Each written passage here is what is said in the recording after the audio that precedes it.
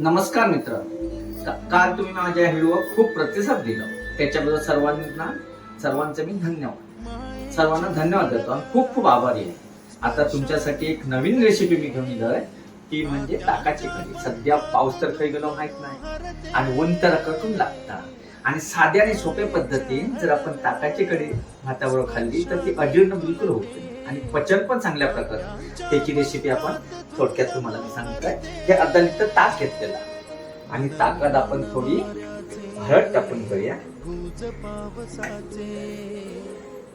हळद टाकलेली आहे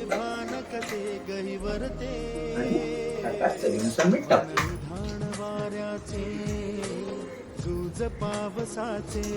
हे टाकून झाल्यावर ताक रवीने, इथं तुमका माहित आहे रवीने ताक घुसवून घेऊया चांगल्या प्रकारे.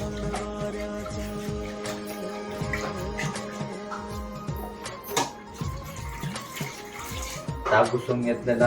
आता ताकात आपण फोडणी देऊ.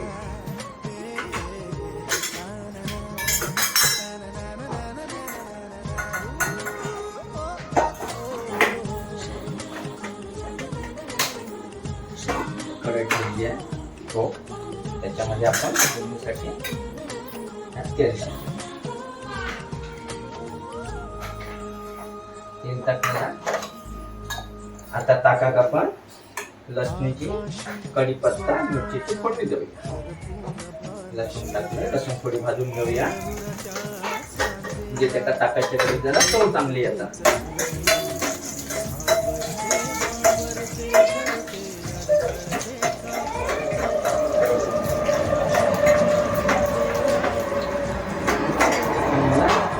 कढीपत्ता टाकूया.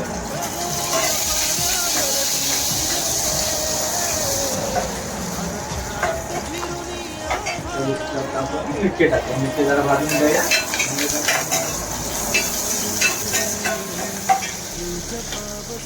त्याच्यामध्ये राय टाकूया. जराशी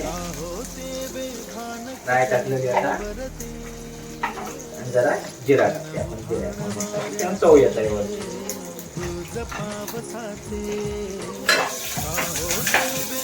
आता आपण ताक त्याच्यात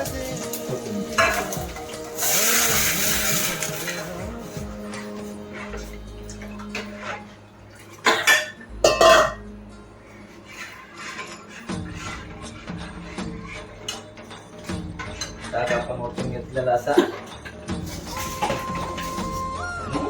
त्याच्यात आता थोडीशी कोथिंबीर घाली, त्याच्यामुळे चव व्यवस्थित आहे.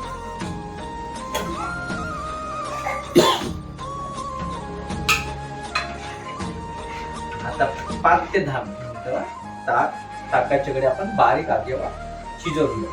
गॅस आपण बारीक केलेला आहे आणि थोड्या गव्हाला ताकाची कढी शिजताना फुटता का नाही, फुटली तर ती पातळ पण त्याचा बारीक आरती याच्यावर गॅसवर त्याला गरम करून घ्यायला.